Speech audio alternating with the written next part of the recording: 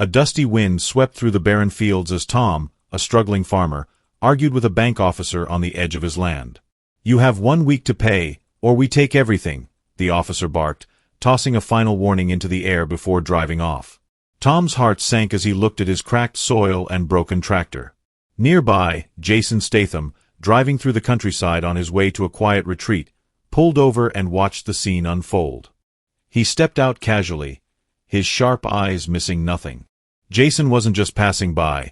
He'd heard the desperation in Tom's voice and seen the injustice firsthand. What seemed like a quiet moment in the countryside was about to turn into a whirlwind of action, determination, and life-changing generosity. Jason Statham's next move would send ripples through the entire town. If you respect farmers, like and subscribe to prove, and comment where you're watching from today. Tom Dawson was a man who once believed in the simple life. His family had owned their small farm for generations, and despite the long hours and the unpredictable weather, Tom found pride in his work. But the past few years had been unforgiving. Drought had scorched his crops, equipment repairs drained his savings, and the weight of mounting debt was suffocating. To make matters worse, someone had been tampering with his farm. Broken irrigation pipes, loosened bolts on his machinery. It was clear someone was trying to sabotage him. Every time he tried to fix one problem, another appeared. Tom wasn't alone in his struggles.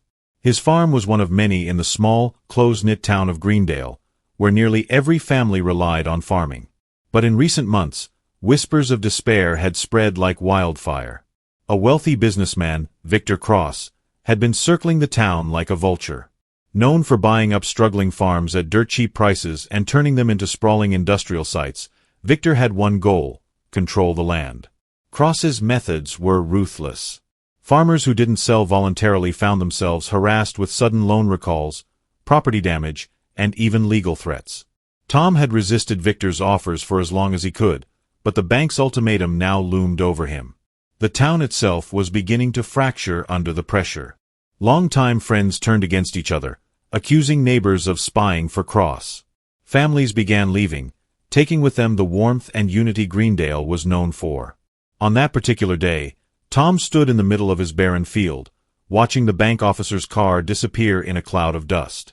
His hands trembled with frustration as he glanced at his children playing near the porch, blissfully unaware of their family's dire situation.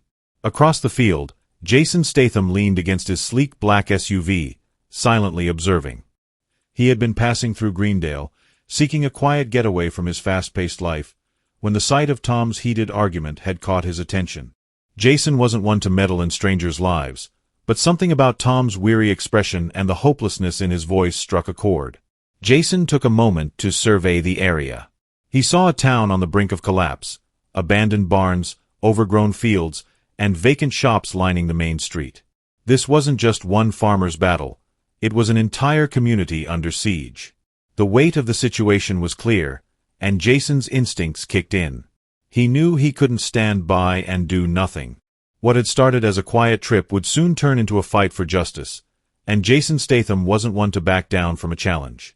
Jason Statham wasn't the type to jump to conclusions, but years of training and experience had taught him to trust his instincts. After his quiet observation of Tom's farm, he decided to dig deeper. Something about the farmer's struggles felt off. The next morning, Jason paid a visit to Tom's farm under the pretense of buying fresh produce. Tom, hesitant but grateful for any potential sale, led Jason around his land. Jason listened intently as Tom described his struggles. Machinery breaking down without explanation, crops wilting despite ample water, and even strange tire tracks on the edges of his property. "Sounds like more than just bad luck," Jason remarked casually, his sharp eyes scanning the equipment. Tom sighed. "It's not luck at all. Someone's trying to push me off this land. I just can't prove it." Jason knelt down near the tractor and examined a loosened bolt. The pattern was too clean, too deliberate. "Who would want you out?" he asked. "Victor Cross," Tom replied bitterly. "He's been pressuring me for years to sell, and I'm not the only one. But I can't just walk away from my family's legacy." Jason nodded, his mind already piecing things together. He asked for permission to take a closer look at the equipment and the fields. What he found confirmed Tom's suspicions. In the irrigation system, Jason discovered traces of an oily residue in the water filters. "Looks like someone's been tampering with your water supply," he muttered. Tom's face turned pale. "Poisoning the water? My crops?" Jason shook his head grimly. "It's not enough to kill the plants outright, but it'll weaken them. Make it look like poor farming practices." As they moved to the barn, Jason inspected the broken machinery. The damage was too precise, too strategic to be a coincidence. Bolts removed, wires cut, and belts slashed. It was sabotage, plain and simple. "This isn't random," Jason said. "Someone wants to make sure you can't recover." Tom's shoulders slumped under the weight of the realization. "He's trying to bankrupt me before the bank takes the land," he said quietly. Jason wasn't done yet. That evening, he took a quiet walk into town, blending in with the locals. He visited the diner, the gas station, and even the general store, striking up casual conversations with the townsfolk. It didn't take long for a pattern to emerge. One farmer told him about poisoned water in their well. Another spoke of broken fences that let livestock escape. A young shopkeeper whispered about sudden, inexplicable loan recalls that forced families out of town. "Victor Cross has the bank and half the town in his pocket," one elderly farmer confided. "Anyone who stands up to him ends up regretting it." By the end of the day, Jason had a clear picture of what was happening. Victor Cross wasn't just targeting Tom. He was waging a campaign of intimidation and sabotage against the entire town. That night, Jason returned to Tom's farm, where the farmer sat on his porch, lost in thought. Jason pulled up a chair beside him. "Tom," Jason began, "this isn't just about your farm. Cross is running a full-scale operation to take over this town."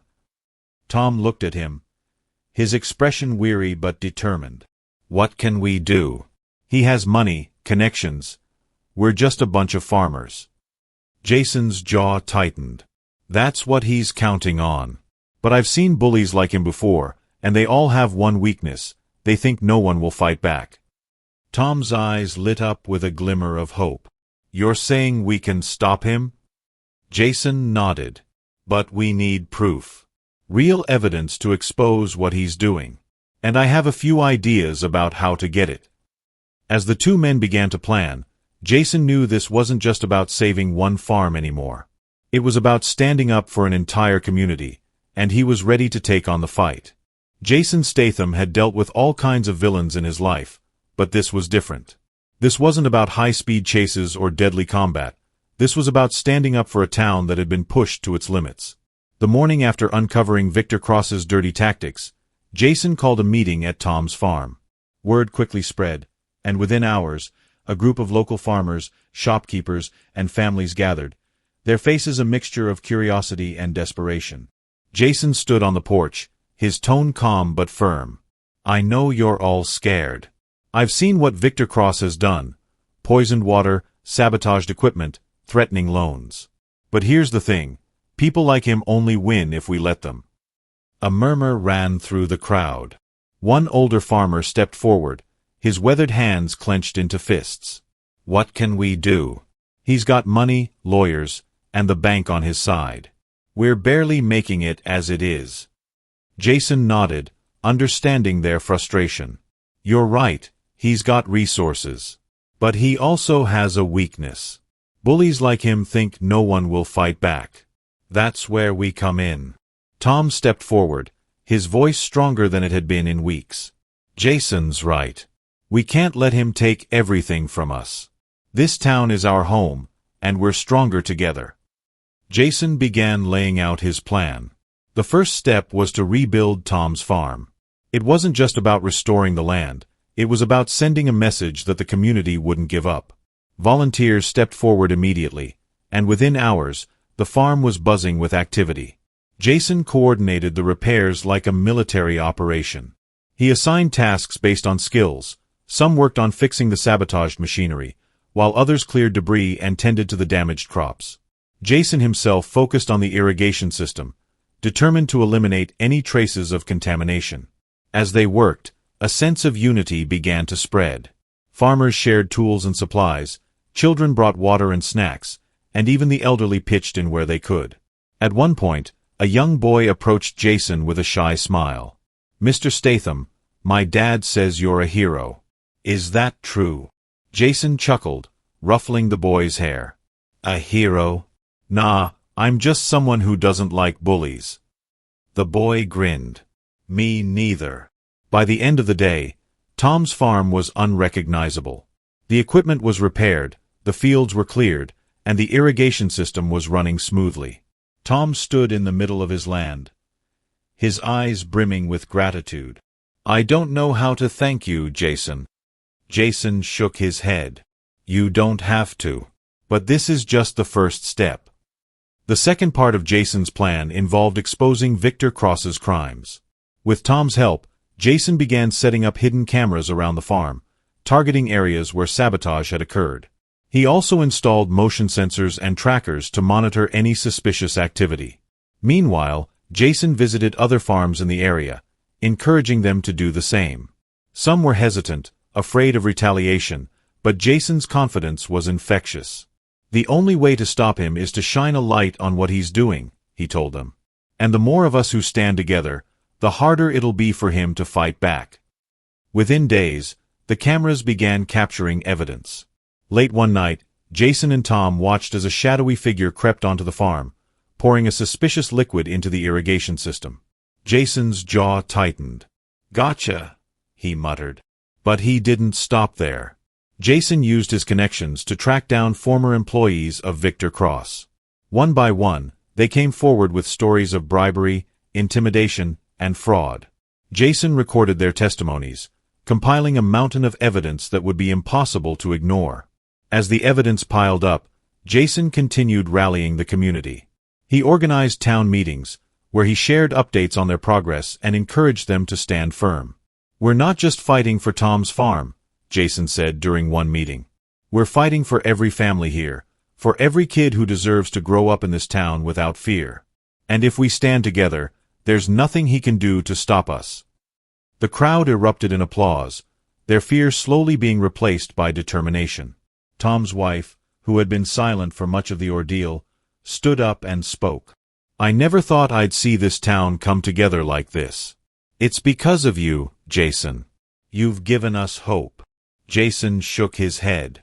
"Hope was already here. You just needed a reminder." One evening, as Jason reviewed the evidence with Tom, his phone buzzed. It was a message from one of the farmers. "Cross's men are on my land right now." Jason acted immediately, rallying a group of farmers to confront the intruders. When they arrived, the men tried to flee, but Jason's presence was enough to stop them in their tracks. "You're not going anywhere," he said, his voice cold as steel. The farmers surrounded the intruders, who reluctantly admitted they were acting on Victor Cross's orders. Jason recorded their confessions, adding another layer to the growing case against Cross. By the time the dust settled, the community was more united than ever. They weren't just standing up for their land, they were standing up for their dignity, their future, and their way of life. Jason knew the final showdown was approaching, and he was ready. With the evidence in hand and the town behind him, he was determined to bring Victor Cross to justice.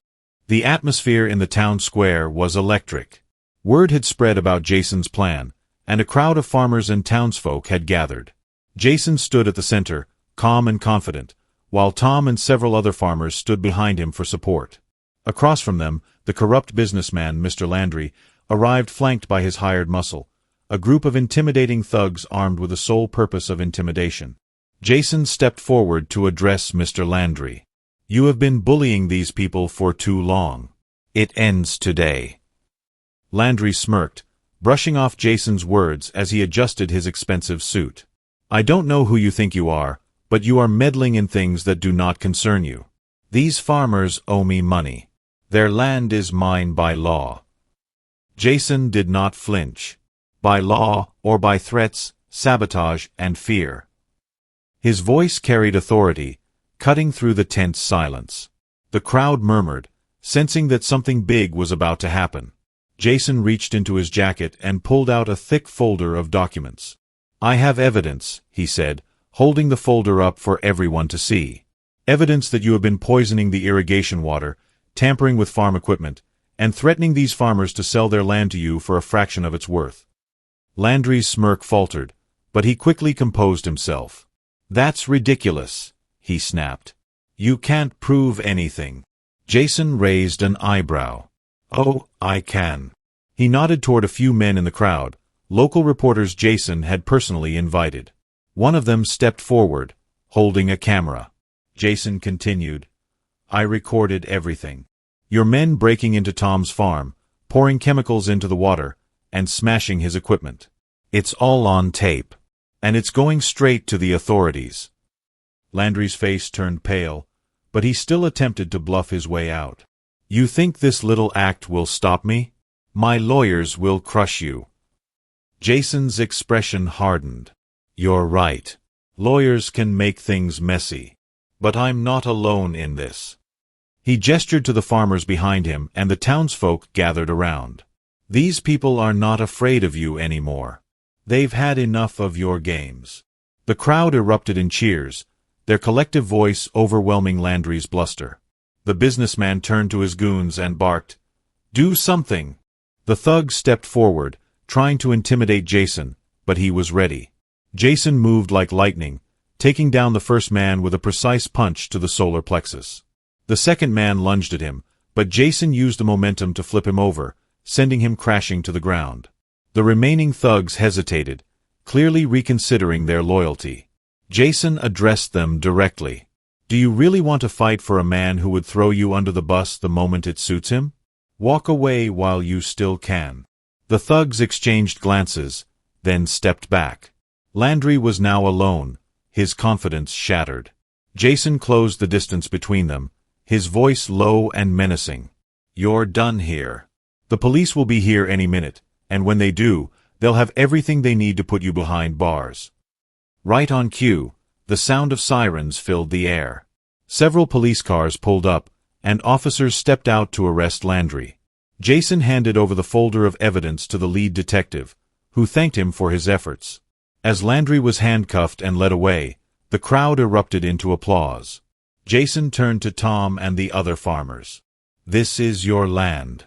Protect it, and never let anyone take it from you." Tom, overwhelmed with emotion, shook Jason's hand. "We couldn't have done this without you." Jason smiled. "You could have. You just needed to believe in yourselves. Now, let's rebuild this place and make it stronger than ever." The showdown ended with the corrupt businessman exposed, the community united, and a newfound sense of hope spreading through the town.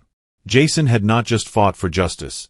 He had inspired a movement of resilience and strength. As the police cars drove off with Mr. Landry in the back seat, a wave of relief swept through the town. The farmers, once plagued by fear and despair, now stood tall, their spirits rekindled. For the first time in years, they felt like they had a fighting chance to reclaim their livelihoods and protect the land that had been in their families for generations. Jason, standing amidst the crowd, was met with heartfelt gratitude. Tom approached him, his voice trembling with emotion. "Jason, I do not know how to thank you. You've saved not just my farm, but this entire community." Jason placed a reassuring hand on Tom's shoulder. "You don't owe me anything, Tom. This was about standing up to someone who thought he could bully hard-working people. Now it's your turn to take control and move forward." With Landry's arrest and the evidence handed over to authorities, the businessman's corrupt empire began to crumble. Investigators uncovered more crimes tied to his operations, including fraudulent land deals and embezzlement. It became clear that Landry had been exploiting rural communities for years, but thanks to Jason's intervention, his reign of terror was finally over. Meanwhile, the farmers wasted no time rallying together. Inspired by Jason's words and actions, they formed a cooperative to pool resources and support one another. Tom's farm became a symbol of resilience, and with help from the community, repairs began almost immediately. Broken fences were mended, equipment was fixed, and the poisoned irrigation system was replaced with a clean water source. Jason also took steps to ensure the community's long-term recovery. He reached out to several organizations and individuals who could provide aid, including agricultural experts, financial advisors, and philanthropists willing to invest in the town's future. Donations poured in, and plans for modernizing the farming infrastructure began to take shape. The town held a gathering in Jason's honor, though true to his nature, he kept a low profile. As speeches were given and thanks were expressed, Jason slipped away quietly, watching from a distance as the community celebrated their newfound hope. He did not need the recognition. Knowing he had made a difference was enough. In the weeks that followed, the town transformed. Farmers who had once considered selling their land to Landry now felt empowered to continue their work. Families that had been on the brink of leaving chose to stay, investing their efforts into rebuilding their community. Jason's actions had not only brought justice but had also reminded everyone of the power of unity and courage. Before leaving town, Jason paid one final visit to Tom's farm. Standing in the middle of a freshly plowed field, Tom turned to Jason with a smile. "This land is ours again, thanks to you." Jason shook his head. "It's thanks to all of you. You fought for it. You earned it." With a nod of farewell, Jason walked away, leaving behind a town that was stronger, more united, and ready to face whatever challenges lay ahead. This story is more than just an account of bravery. It is a powerful reminder of the strength that lies in unity and resilience. The farmers in Tom's town were on the brink of losing everything: years of hard work, family traditions, and their sense of dignity. Yet, when they stood together, inspired by Jason's determination, they found the courage to fight back against greed and corruption. Jason's actions go beyond heroism. They reflect the profound impact one person can have when they refuse to stand by in the face of injustice. He could have walked away and left the community to deal with their struggles, but instead, he chose to act. His generosity and courage brought hope to a town that had almost given up. He not only exposed a corrupt businessman but also showed the farmers that they were stronger than they realized. The story also highlights the importance of helping those in need. Jason's efforts extended beyond confronting the villain. He worked to rebuild, unite, and strengthen the community for the long term. His willingness to step up for the oppressed serves as a powerful example of how small acts of kindness and courage can ripple outwards, creating meaningful change. As the farmers reclaimed their land and dignity, it became clear that justice, when paired with unity, can overcome even the toughest challenges. This tale is a celebration of the human spirit, the importance of community, and the belief that standing up for what is right can inspire others to do the same. It is a call to action, to be the kind of person who does not back down when others need help, no matter how difficult the fight may seem.